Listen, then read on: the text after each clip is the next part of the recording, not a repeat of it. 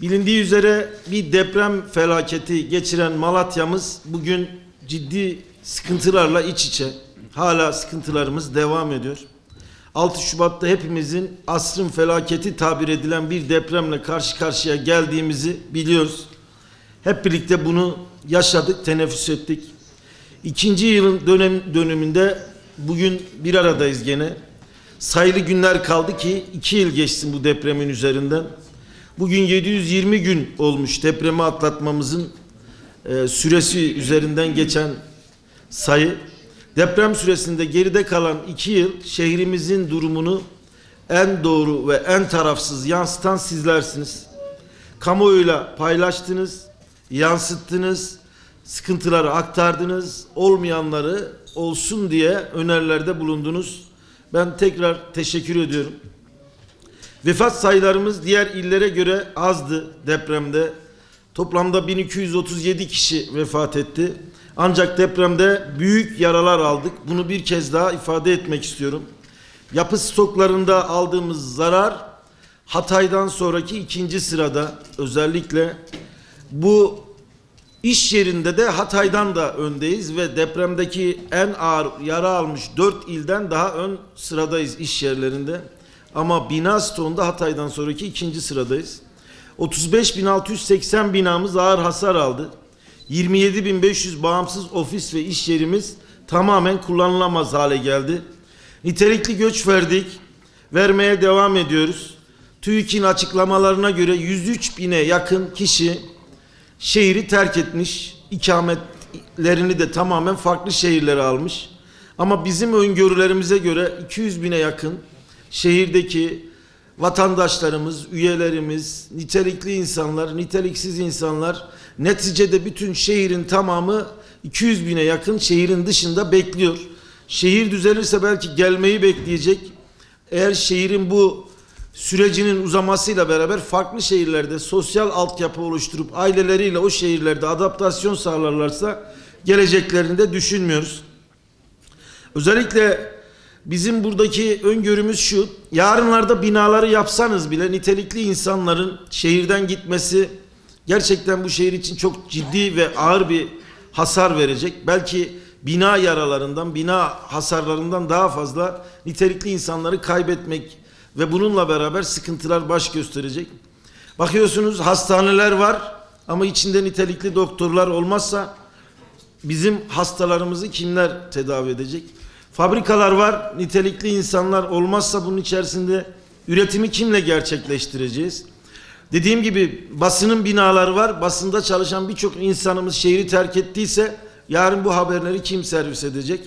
İşletmeler, binalar teslim edilse bile orayı işletecek girişimci ruhu olan, ticaretle uğraşan insanlar farklı şehirlere giderse buralarda kim iş yapacak? Ve demografik yapımız değişirse dolayısıyla geçmişini bildiğimiz, geleceğinden kaygı duymadığımız birçok insan gittikten sonra niteliksiz, neyi belli olmayan farklı insanlarla ailelerimizi büyüttüğümüz Malatya'da karşı karşıya geldiğimizde suç oranlarının yükselme durumu söz konusu olabilir.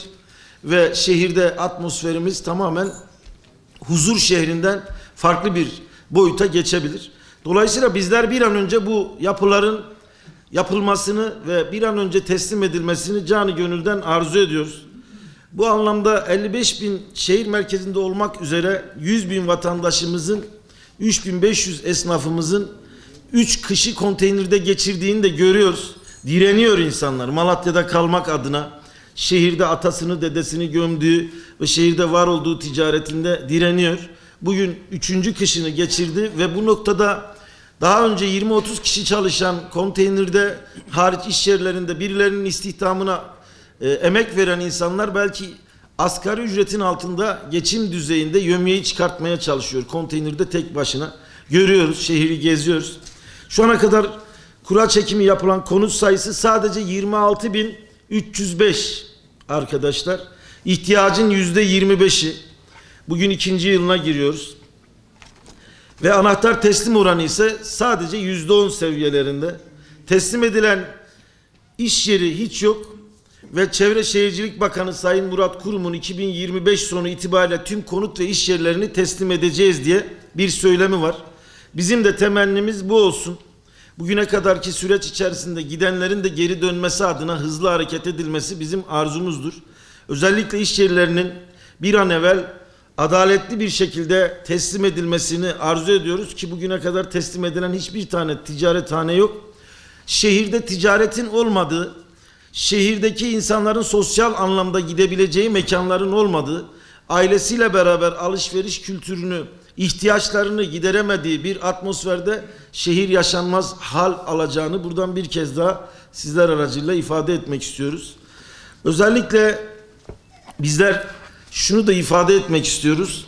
Bu deprem sürecinde mücbir sebeple ilgili Ticaret Sanayi Odası öncülüğünde bütün sivil toplum örgütlerini bir araya getirmek suretiyle konut ve iş yerlerimizin tamamı teslim edilmesi suretinden sonra bu mücbir sebebin kaldırılmasını arzu ettik. Ama ne hikmetse daha şehirde bu bahsettiğimiz birçok sıkıntılar baş gösterirken mücbir sebep süresi kalktı. Mücbir sebep süresini kaldırırken de cirosu 2.500.000 lirayı geçmiş olanlara kaldırdık. Bundan sonra cirosu düşük olanlara devam ediyor denildi. Bugün baktığımız zaman 2.500 lira bir yılda çok düşük bir ciro. Hemen hemen bütün üyelerimizin çoğu bu kapsamda sıkıntı yaşadı. Aslında bunun devam etmesi gerekirdi. Bu sadece sivil toplum örgütünün işi değildi. Siyasilerin de burada bastırması gerekiyordu. Ama kendimizi yalnız hissettik. O süreçte ancak şu anda 2.500 cirosunun altındakilerinkisi devam etmesi suretiyle bir açıklama yapıldı. Ve bundan sonra mücbir sebep süresi kaldırıldı. Vergilerle, KDV ile, SGK ile baş gösterecek bir ödeme tablosuyla karşı karşıya üyelerimiz. Umut ediyoruz ki bu süreç onların bu şehirde direnmesi adına, mücadele etmesi adına sıkıntı yaşatmaz. Ve özellikle de şunu ifade etmek istiyorum. Sizler bu noktada yarınlarda gene organize sanayi bölgesinde bir teşviğimiz var. 6. bölge teşviğinden istifade eden organize sanayi bölgemiz var. Bugün bu teşviklerin uzatılması lazım. Ama herhangi bir açıklama yok. Bu teşvik süresi en azından uzatılması durumunda buradaki yatırımcılar yatırımlarına devam ettiği gibi de yeni yatırımcıların gelmesi de sağlanacak. Orada da arazi fiyatlarının 2.000 liraya kadar yükselmesi, 2 milyona kadar yükselmesi bir dönüm arazinin farklı bir tartışma konusu. Elazığ'da yanı başımızda 200 liraya veriyor organize sanayi bölgesi. Burada 2 milyona kadar arazi vermeye çalışıyoruz. Burada organizelerin zenginleşmesi değil, mücadele eden girişimci ruhundaki insanların faize bulaşmadan bu yatırımları yapıp istihdam sağlaması, ihracat yapması, vergi ödemesi, ülkemize katma değer yaratması aslında bizim öngörümüz. Dolayısıyla organize sanayi bölgesinde de değiliz. Süreç içerisinde sizin de takip ettiğiniz süreçten belli organize sanayi bölgesinde ciddi aksamaların olduğunu da görüyoruz. Önümüzdeki süreçlerde bu konuların da konuşulması gerektiğine inanıyorum ama teşviğin muhakkak uzatılması gerekir. Buradan da siyasilere bir kez daha sesleniyorum. Muhalefetiyle, iktidarıyla bütün milletvekillerimiz, ülkemizdeki, memleketimizdeki insanların oyunu almış insanlar bu teşvik sürecini uzatmadıkları takdirde Malatya'da fabrika, daha doğrusu yoğun emek iş gücü olan tekstil başta olmak üzere birçok fabrika şehri terk edecek. Bunun da bir tehlike olduğunu buradan bir kez daha ifade etmek istiyorum. Yine faizsiz kredi desteğine ihtiyacımız var. Burada mücadele edip konteynerlerde direnen arkadaşlarımız için bir an önce hükümet yetkililerimizin bu konuda desteklerini arzu ediyoruz. Ve işin açıkçası sizlerden şunu rica etmek istiyorum. Sizler bir yapı içerisinde mücadele ediyorsunuz. Malatya'nın görünen yüzü olmak adına. Şu anda yaşadığınız atmosferler ve iş yaptığınız konteynerler yetersiz. Bunu biliyoruz. Basın sitesi bir projesi var. Bu çok anlamlı. Biz de Ticaret Sanayi Odası olarak destekliyoruz ve yanınızdayız. Ve üzerimize düşen neyse bu basın sitesi projesinde yakından takip edip destek olmaya da elimizden gelen gayreti göstereceğiz. Bunu da söylemek istiyorum.